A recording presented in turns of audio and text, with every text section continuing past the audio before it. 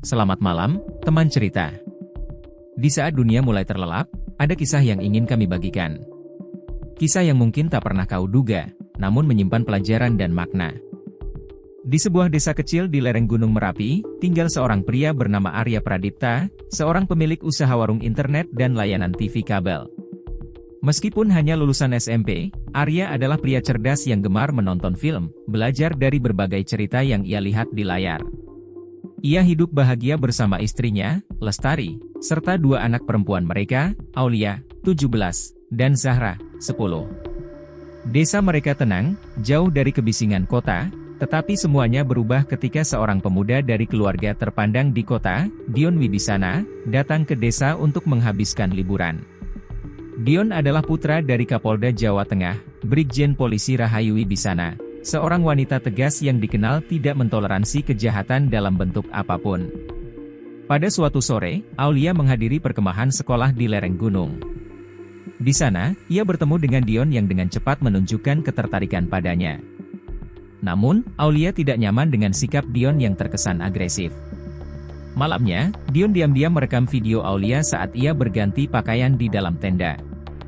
Keesokan harinya, ia mengancam akan menyebarkan video itu jika Aulia tidak mau menuruti keinginannya. Panik dan ketakutan, Aulia menolak, tetapi Dion memaksa. Dalam perjuangan mempertahankan dirinya, Aulia secara refleks menghantam kepala Dion dengan batu. Dion jatuh, darah mengucur deras dari pelipisnya, tubuhnya kejang sebentar sebelum akhirnya diam. Lestari, yang datang menjemput Aulia, menemukan putrinya dalam kondisi syok, berdiri di samping tubuh Dion yang tak bernyawa. Lestari membawa Aulia pulang dan menceritakan segalanya kepada Arya. Menyadari bahwa keluarga mereka dalam bahaya, Arya segera menyusun rencana. Ia menggali lubang di halaman belakang rumahnya, lalu mengubur tubuh Dion dengan hati-hati. Keesokan harinya, Arya membawa seluruh keluarganya ke Yogyakarta. Mereka mengunjungi Candi Prambanan, makan di sebuah warung soto terkenal, dan menonton film di bioskop. Ia dengan sengaja membuat mereka terlihat oleh banyak orang agar mereka memiliki alibi yang kuat. Ketika Brigjen Rahayu menyadari anaknya hilang, ia segera mengerahkan seluruh aparat kepolisian untuk menyelidiki. Seorang saksi mengatakan bahwa Dion terakhir kali terlihat di sekitar desa Arya. Polisi mulai menyelidiki, dan Arya beserta keluarganya dipanggil untuk diinterogasi. Namun, mereka semua tetap pada cerita mereka. Pada hari hilangnya Dion, mereka sedang berada di Yogyakarta, menikmati liburan keluarga. Brigjen Rahayu yang cerdas tidak mudah tertipu. Ia memerintahkan anak buahnya untuk menggeledah rumah Arya. Polisi menggali halaman belakang dan menemukan sesuatu, tetapi itu hanya bangkai anjing tua yang Arya kuburkan bertahun-tahun lalu. Namun, Brigjen Rahayu tidak menyerah. Ia memerintahkan anak buahnya untuk menangkap Arya dan keluarganya. Mereka disiksa, dipukul, dan diancam agar mengaku. Aulia hampir menyerah, tetapi Arya menatapnya dengan tegas, menyampaikan pesan tanpa kata-kata, "Bertahanlah." Setelah berhari-hari interogasi tanpa hasil, polisi akhirnya melepaskan mereka karena kurangnya bukti. Malam itu, setelah polisi menggali halaman rumahnya dan hanya menemukan bangkai anjing, Arya tahu waktunya sudah semakin sempit. Brigjen Rahayu tidak akan menyerah begitu saja, dan cepat atau lambat, mereka mungkin akan menemukan cara untuk membongkar kebohongannya. Saat melihat pembangunan kantor polisi baru di dekat desa, sebuah ide berbahaya muncul di benaknya. Jika mayat Dion dikuburkan di sana sebelum lantainya dicor permanen, maka tidak ada yang akan bisa menemukannya tanpa membongkar seluruh bangunan. Dalam kegelapan malam, Arya menggali kembali kuburan Dion di halaman belakang rumahnya. Ia bekerja dengan tenang, meskipun keringat dingin mengalir di pelipisnya. Dengan hati-hati, ia memasukkan tubuh Dion ke dalam karung plastik, membungkusnya dengan kain terpal, lalu mengikatnya erat. Dengan menggunakan sepeda motor tuanya, ia membawa tubuh Dion ke lokasi konstruksi kantor polisi yang masih dalam tahap pengecoran. Jalanan desa sepi, hanya suara jangkrik dan angin malam yang menemani. Setibanya di sana, ia memastikan tidak ada seorang pun di sekitar. Para pekerja bangunan sudah pulang sejak sore. Dengan cekatan, Arya menggali lubang di area yang keesokan harinya akan dituangi semen. Ia memasukkan tubuh Dion ke dalamnya, menutupnya kembali dengan tanah, lalu meratakan permukaannya seolah tidak ada yang pernah terjadi. Setelah memastikan mayat Dion terkubur di lokasi pembangunan kantor polisi, Arya menghapus jejaknya dengan hati-hati. Ia meratakan tanah, memastikan tak ada bekas galian yang mencurigakan.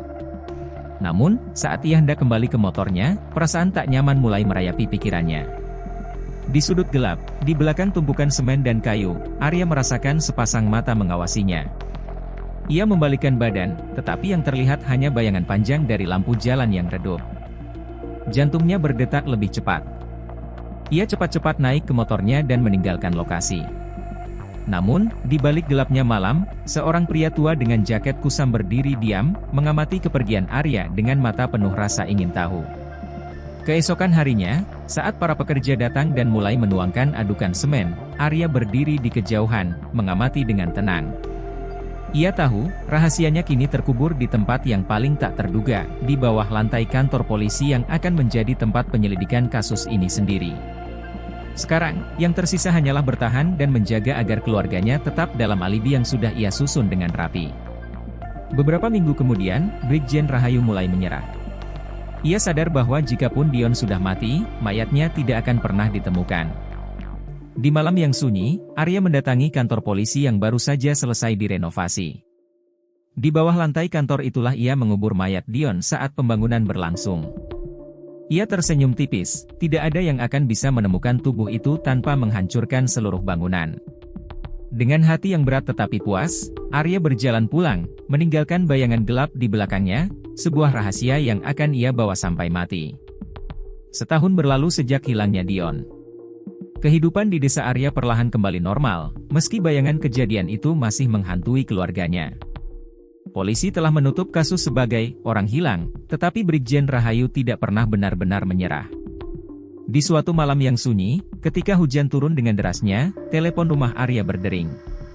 Ia menatap nomor tak dikenal yang muncul di layar, lalu dengan ragu mengangkatnya.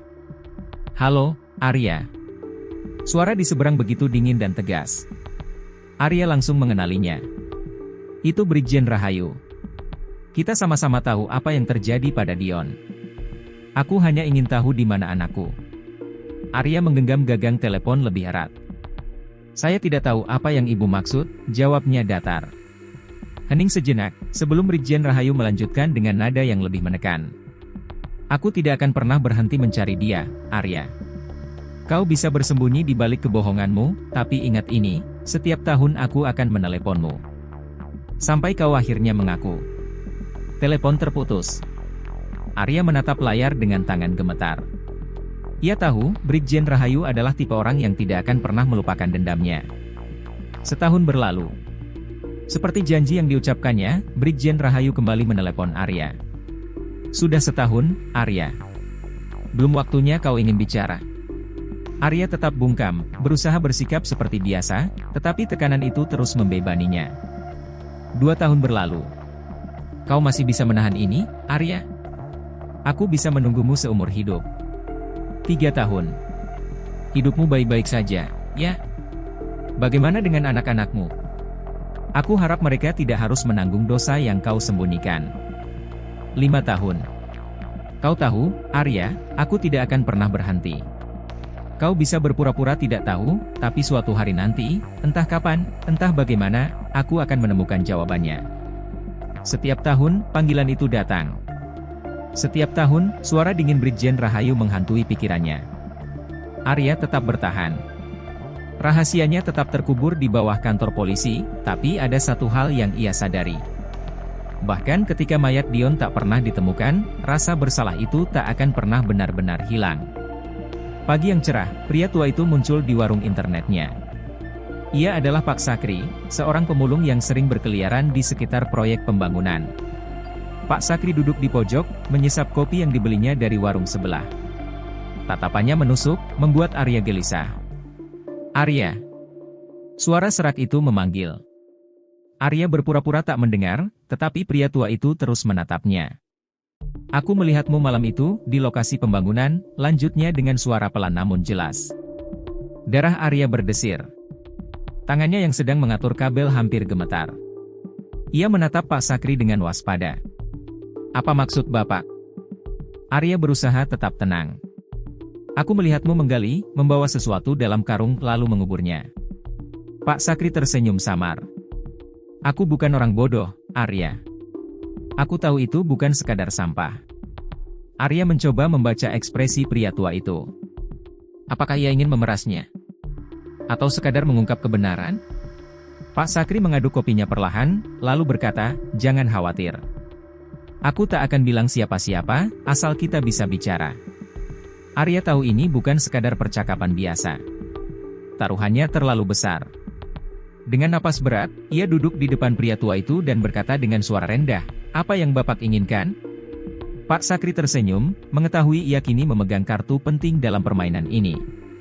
10 tahun telah berlalu sejak hilangnya Dion. Arya mengira semuanya telah aman, meskipun setiap tahun Brigjen Rahayu tetap meneleponnya, berharap ia akan mengungkapkan kebenaran. Namun, di tahun ke-10, panggilan itu tak lagi datang. Sebaliknya, desa diguncang kabar mengejutkan. Polisi mendatangi kantor Arya, membawa surat perintah penahanan. "Kami punya saksi yang melihatmu di lokasi pembangunan kantor polisi pada malam Dion menghilang," kata seorang perwira dengan nada dingin. Arya membeku. Hanya ada satu orang yang bisa mengetahui rahasia itu, Pak Sakri. Pak Sakri, pria tua yang selama ini menyimpan rahasia Arya, akhirnya menemui Brigjen Rahayu. "Saya tidak bisa membawa anak ibu kembali," katanya dengan suara serak, "tapi saya bisa memberitahu di mana tubuhnya." Ia menceritakan bagaimana pada malam itu, ia melihat Arya menggali tanah di lokasi pembangunan kantor polisi. Ia tahu Arya menyembunyikan sesuatu, tetapi selama bertahun-tahun ia memilih diam, karena takut, atau mungkin karena simpati. Namun, rasa bersalah akhirnya mengalahkan ketakutannya. Mendengar ini, Brigjen Rahayu segera mengajukan izin pembongkaran lantai kantor polisi. Saat alat berat mulai merobohkan lapisan semen yang telah bertahan selama 1 dekade, orang-orang berkumpul di sekitar lokasi. Debu berterbangan, ketegangan menggantung di udara. Kemudian, salah satu pekerja berteriak, "Kami menemukannya!" Di dalam tanah yang telah lama terkubur, terbungkus plastik dan kain terpal, tubuh Dion akhirnya ditemukan. Saat lantai kantor polisi dibongkar dan pekerja berteriak bahwa mereka telah menemukan sesuatu, Brigjen Rahayu langsung bergegas mendekat. Seonggok tulang yang terbungkus plastik dan kain terpal dikeluarkan dari dalam tanah. Para forensik segera mengambilnya untuk diperiksa. Hati Brigjen Rahayu berdebar. Setelah 10 tahun penantian, akhirnya ia akan mendapatkan jawaban atas hilangnya Dion. Tatapannya lurus ke arah Arya, yang berdiri di antara kerumunan warga, wajahnya tetap tenang. Arya tahu, begitu hasil DNA keluar, segalanya akan berakhir. Tidak ada lagi kebohongan yang bisa menyelamatkannya jika mayat itu benar-benar teridentifikasi sebagai Dion. Ia menyusun rencana terakhirnya. Malam itu, ia mendekati Rudy, teman lamanya yang bekerja di kantor polisi. Dengan dalih ingin meminta bantuan administrasi, ia mengajak Rudy minum di warung kecil di luar kota. Seperti sebelumnya, Arya mencampurkan obat tidur dosis tinggi ke dalam minuman Rudy. Beberapa jam kemudian, Rudy tergeletak di kursi warung, tertidur lelap. Dengan kartu akses Rudy yang ia curi, Arya menyelinap ke kantor polisi. Jantungnya berdegup kencang saat ia berjalan melewati lorong sepi menuju ruang barang bukti. Kamera pengawas ada di setiap sudut, tetapi ia sudah memperhitungkan semuanya. Ia memakai masker, topi, dan pakaian gelap yang tidak mencolok. Begitu tiba di ruang barang bukti, ia membuka lemari penyimpanan dan menemukan kotak berlabel, "Kasus Dion Adinata." Dengan tangan gemetar, ia membuka kotak itu. Tulang-tulang yang ditemukan di bawah lantai kantor polisi tersimpan rapi di dalamnya. Ia menarik napas panjang dan menggantinya dengan tulang lain yang telah ia siapkan. Tulang itu milik seseorang yang telah lama mati dan tidak akan pernah dicari oleh siapapun. Setelah memastikan semuanya tampak sama persis, ia menutup kotak dan meninggalkan ruangan dengan cepat. Beberapa hari kemudian, hasil forensik keluar. Seorang polisi mendatangi Brigjen Rahayu dengan ekspresi bingung. "Ibu, tulang yang ditemukan di bawah lantai kantor polisi bukan milik Dion." Brigjen Rahayu mengerutkan dahi. "Apa maksudmu?" Hasil tes DNA menunjukkan bahwa tulang ini milik seorang pria parubaya, bukan milik Dion. Ruangan itu menjadi sunyi. Brigjen Rahayu menatap hasil laporan itu dengan mata tak percaya. Bagaimana mungkin? Bukankah semua bukti menunjukkan bahwa Dion dikubur di sana? Sementara itu, Arya duduk di rumahnya, mendengarkan berita itu melalui radio kecilnya. Ia menutup matanya, mengingat malam di mana ia melakukan tindakan paling berani dalam hidupnya. Brigjen Rahayu tidak dapat menerima kenyataan ini. Ia yakin Arya telah memainkan trik lain, tetapi tanpa bukti yang sah, ia tak bisa menuduhnya. Kasus Dion tetap menjadi misteri yang tak terpecahkan. Desa kembali ke kehidupan normalnya, meskipun bisik-bisik mengenai kasus ini masih beredar. Di suatu malam, Arya berdiri di tepi tebing yang menghadap ke jurang dalam. Di tangannya, segenggam tanah dari tempat terakhir ia mengubur sisa-sisa Dion.